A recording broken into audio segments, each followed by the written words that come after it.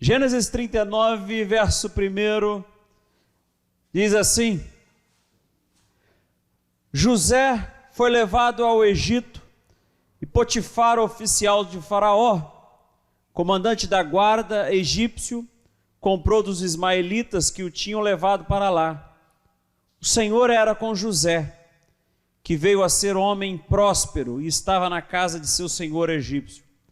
Vendo Potifar que o Senhor era com ele, que tudo que ele fazia o Senhor prosperava em suas mãos, logrou José mercê perante ele a quem servia. E ele o pôs por mordomo de sua casa e lhe passou às mãos tudo o que tinha.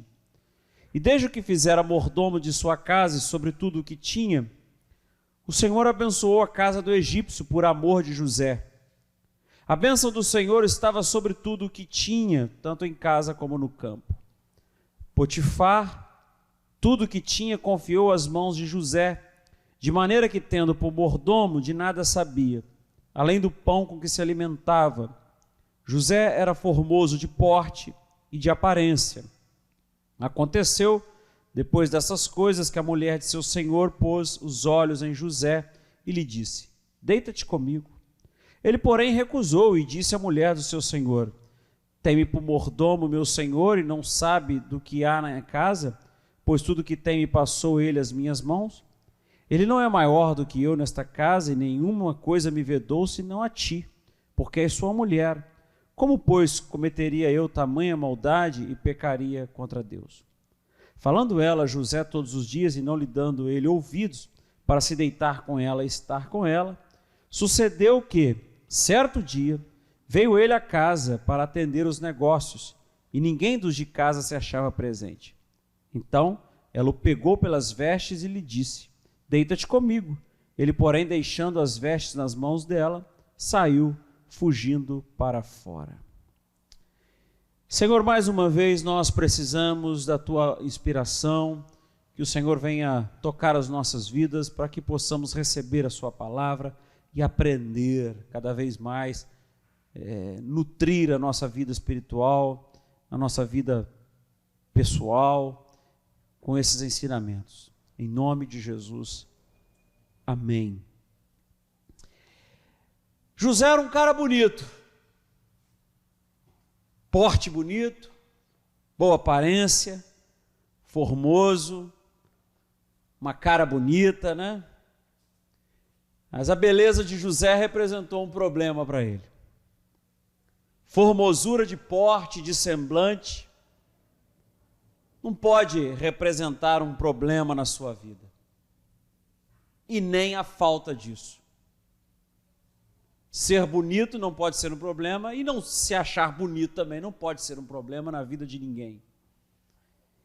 Nesse tempo que nós vivemos, que para alguns, como dizia o Herbert Viana, para alguns Deus é a autoimagem, a religião é a dieta, fé só na estética, ritual é malhação. É o Herbert Viana que falou isso.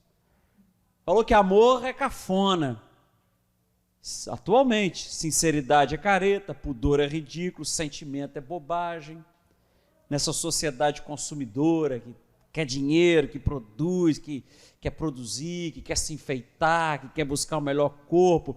Eu estou resumindo o texto dele: não importa sentimento, não importa cultura, não importa sabedoria, não importa relacionamento, amizade, não importa o outro, não importa o próximo, não importa me satisfazer, né? Jovem deixou a fé, idealismo. E alguns adultos também perderam o senso e buscam a juventude fabricada. Sociedade meio infantilizada, meio não total, que para ele não é normal e não pode ser. Então aqui a gente tem um texto de José, que era formoso de porte e de semblante, de boa aparência, cara bonitão. Na sua vida não pode isso representar um problema, não pode ser assim. Problemas que surgem pela beleza que você tem. Eu conheço pessoas que foram prejudicadas no trabalho, perseguidas por causa da beleza que tinham.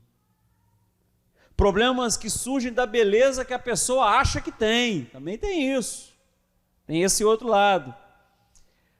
Angústias que a gente vive por tentar superdimensionar a beleza que acha que tem ou que não tem. Problemas que surgem também pela exigência de achar um par bonito. Se comparar, né? Tem que ser igual, eu sou muito bonito, então tem que ser igual a mim. A gente sabe aqui pelo texto que José, ele era bonito, José tinha beleza. E eu repito, beleza não é tudo. É nessa busca contemporânea que a gente vê pela estética. É quase uma escravidão. Rede social, você olha, é a postagem, é quase uma escravidão, tem que mostrar o corpo, a beleza. E às vezes vivenciamos essa angústia, pelo melhor, percebemos, pelo melhor corpo, pela beleza, mas a gente olha para a vida de José, que era um cara de boa aparência, boa pinta, como a gente fala, formoso de porte, de aparência. A gente está falando do que ele tinha, ele era bonito, ele tinha boa aparência, mas o que José não tinha? José não tinha liberdade. Trabalhava na casa de Potifar, mas era escravo. José foi um escravo vendido por pouco dinheiro. Vendido por pouco dinheiro pelos seus irmãos. Ele era bonito, mas era escravo. Ele era de boa aparência, mas ele foi vendido pelos irmãos. E a gente pensa que essas coisas existem até hoje. Pessoas que não estão escravizadas, perderam a sua liberdade como José, mas escravizadas, aprisionadas, essa busca pela beleza, pelo corpo mais esbelto. Isso é saudável, mas não pode se escravizar por isso. José tinha beleza, mas José não tinha liberdade, era escravo, vendido pelos irmãos, vendido por pouco dinheiro.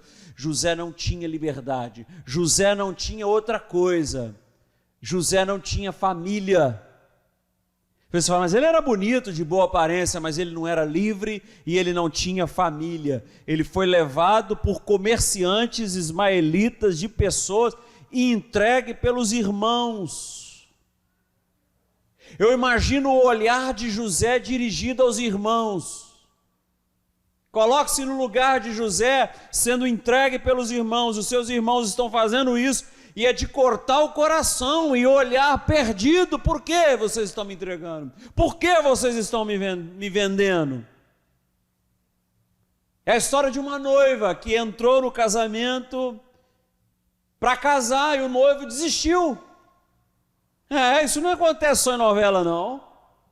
O noivo desistiu e ninguém se deu conta de que ele tinha ido embora.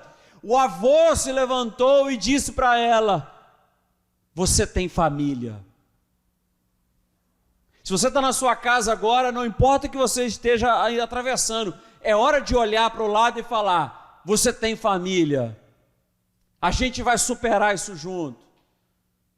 Nós vamos dar as mãos aqui, vamos encarar esse desafio. José era bonito, boa aparência, semblante, esbelto, formoso, mas ele não tinha liberdade, ele não tinha família. Família é de vital importância, inclusive para José. A gente suporta a traição no trabalho, a gente suporta a traição no condomínio, a gente suporta a traição na igreja, que não pode existir, mas a gente suporta a traição na igreja, mas quando é na família, é muito difícil. Mas o fato de que José ter enfrentado dificuldades, o fato de José ser escravo, vendido por pouco dinheiro pelos seus irmãos, traído pelos seus irmãos, o fato de José ter enfrentado todas essas dificuldades não impediu de José fazer tudo o que? Bem feito. Tudo que ele pegava a mão, ele fazia bem feito, e o Senhor o abençoava.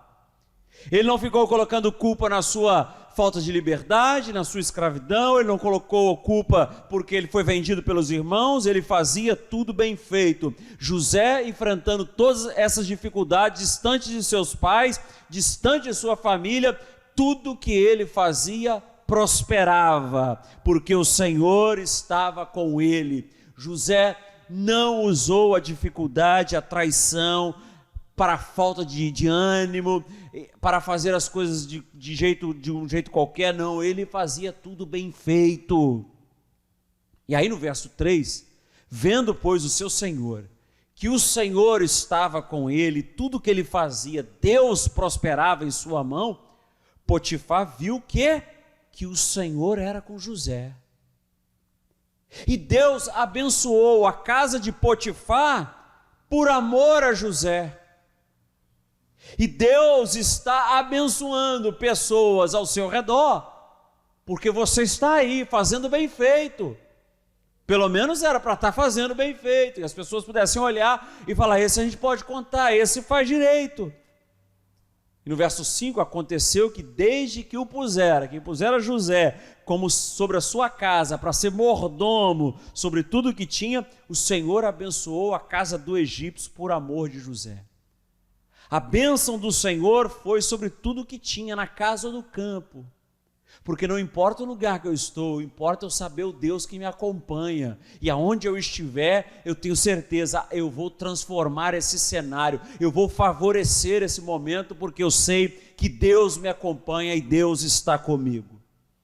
Agora pensem como José. Enfrentar um problema sem ter a família do lado é terrível. Enfrentar um momento de dificuldade, traição, de abandono, de ser vendido, sem ter a família do lado, sem falar assim: eu estou passando essa luta aqui, mas eu vou chegar às 5 horas da tarde, 6 horas, eu vou encontrar com a minha família, lá eu vou repousar, lá eu vou descansar, lá eu vou olhar para a minha família e vou recuperar as forças. Não, José não tinha essa oportunidade. Ele enfrentou com êxito. Nós temos família, valorize a sua, valorize nesses cultos. Se você não teve a oportunidade de 1 ano e meio de culto em casa para pensar sobre isso, você enfrentou 1 ano e 6 meses com a sua família. Valorize a sua família, atue, haja quando alguém da sua família precisar, perdoe a sua família, porque José conseguiu perdoar os seus irmãos. Dando sequência, José era bonito, formoso, de boa aparência, isso José tinha, mas ele não tinha liberdade. José não tinha família. Mas o que José tinha? A mão do Senhor era com ele. E o Senhor estava com José. Agora você fala assim: pastor, mas que bênção é essa? Que bênção é essa? Que bênção diferente é essa que o senhor está pregando? Adolescência é difícil na família, perseguido pelos irmãos. A juventude é difícil. A vida profissional é difícil. Que bênção é essa de José que tudo dava errado? O cara é levado para longe de casa. É a sensibilidade que nós precisamos ter para ver Deus quando tudo parece estar dando errado, mas que na verdade está dando certo, porque se desse certo da maneira como você imagina, era para tudo dar errado. Mas pelo fato de que Deus está com José e a mão do Senhor era com ele, as coisas foram dando errado visivelmente, para então dar tudo certo e ele no final ser aquele que vai proteger e dar comida para a sua família. Então, quando você olhar para a sua história, para o seu momento e pensar: está dando tudo errado, você lembre-se da mão que está sobre a tua vida, que é a mão do Senhor. Que bênção é essa? Ser vendido pelos irmãos, armou-se uma cilada contra ele. Contaram para o seu pai que fora morto, depois preso injustamente. Quando coisas estão dando errado, que você gostaria que desse certo, e aí deu errado, você pensa assim: Deus está trabalhando alguma coisa em mim que eu ainda não descobri, mas está trabalhando. Eu sempre conto que me ligaram do trabalho, às vezes, tem uma notícia boa, notícia ruim. E eu falei, não existe isso para mim, tem notícia. Não existe notícia boa, não existe notícia ruim. Tem notícia, tem a informação, pode passar. Deus está comigo. Mas algumas coisas Deus precisava trabalhar na vida de José. Que você pode ler a história dele, eu acho maravilhosa. Eu tenho um carinho muito especial por José. Mas ele tinha algumas coisas para Deus trabalhar no coração. Que a gente olha para esse José, personagem bíblico, e fala assim, esse é o perfeito da Bíblia, né? Olha o que ele passou. A gente acha isso. Mas Deus tinha algumas coisas para trabalhar no coração de José que a gente não sabe. Deus tinha coisas para tratar no caráter de José. E Deus o fez. Porque para levar a governador do Egito, precisa antes ser tratado algumas coisas. Você já leu a história de José, né? Você já imaginou como ele narrava os sonhos para os seus irmãos? Você já se deu conta disso? O caçula, o mais novo, narrando sonhos. Gênesis 37, leia essa semana. Eu imagino como ele se sentia fazendo o papel de alcaguete, é o X9. Quem tem irmão aqui sabe, né? O seu irmão contando tudo para o seu pai, te vigiando e te denunciando. José traía seus irmãos também, não é? José, 17 anos, trazia notícias para o seu pai do que os seus irmãos estavam aprontando. Esse era José. Ele é lindo, ele é um personagem legal. A gente quer quase levar para casa José, mas ele era o caguete, ele era X9. Não negue isso não, e aí Deus precisa trabalhar. E para trabalhar caráter, Deus toma esses caminhos estranhos. O texto de José diz para nós que ele exibia, José exibia para os seus irmãos a sua toga talar, que o seu pai fez.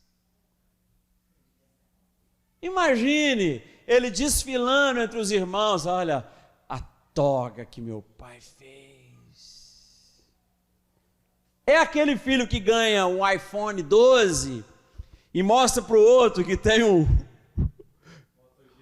Moto G2, é que papai me deu. Isso era a casa de José. Papai me deu esse Nokia aqui, aquele que só tem mensagem. Vamos falar a verdade, gente. Qual irmão gosta disso?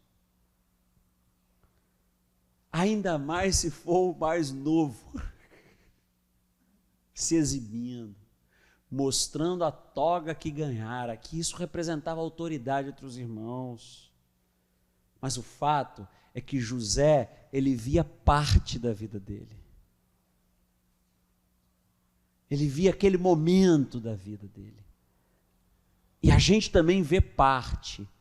Agora Deus sabe o todo. Você olha o contexto, Deus conhece todas as coisas. Nós vemos uma parte, mas Deus está trabalhando em toda a nossa história. Então, quando tomamos caminhos estranhos, que as coisas dão errado, é a oportunidade que a gente tem para pensar, opa, o que eu preciso melhorar? Não exija de você ter uma fé proporcional aos resultados que você deseja alcançar. Não exija isso de você, porque isso não é fé.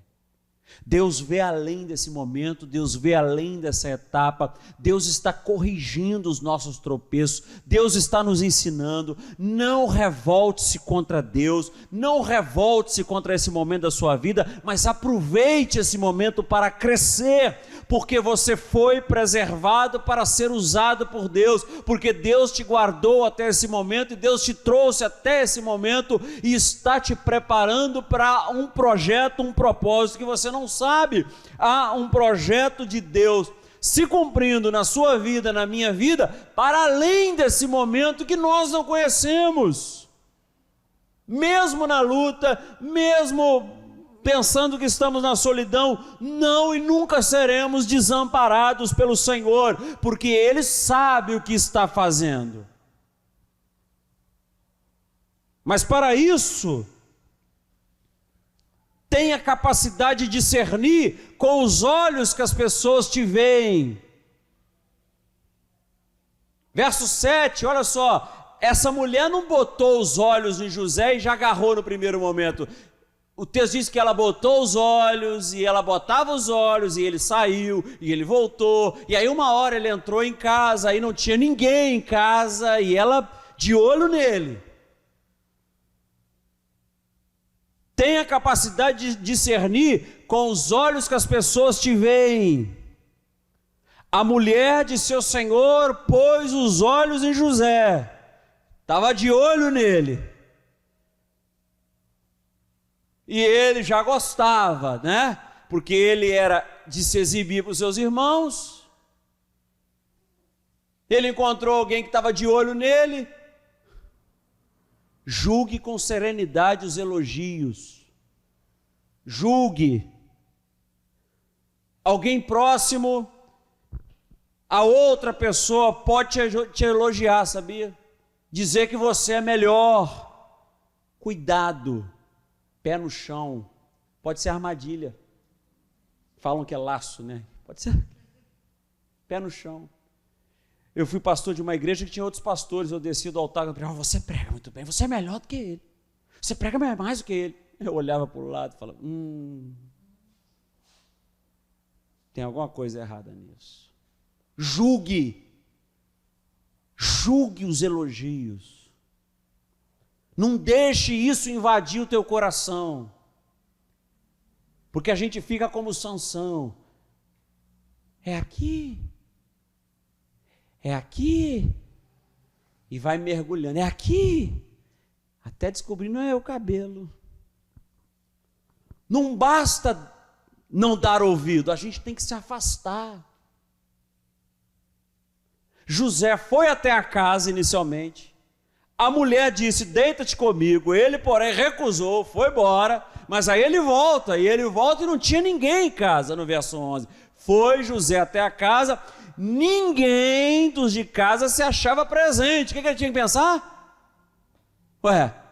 Mulher já está de olho em mim, não tem ninguém em casa, opa, vou sair fora.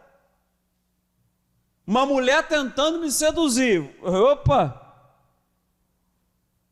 Existem esses lugares que a gente acha que parece, a gente olha, sabe, tem uma conspiração, e ele tinha ali.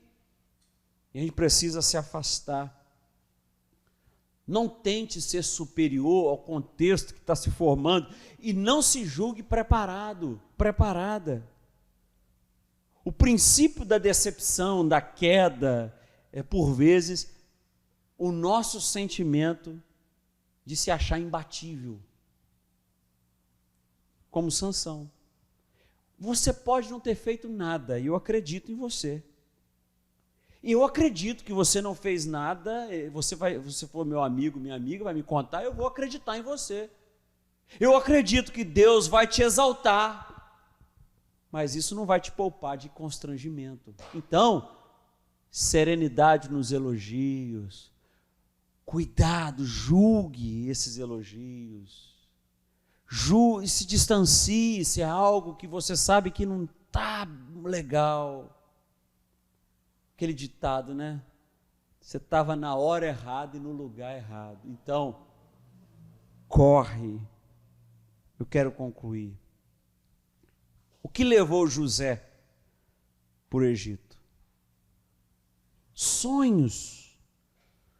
Os sonhos que ele contava para os seus irmãos, os sonhos que ele contava para a sua casa.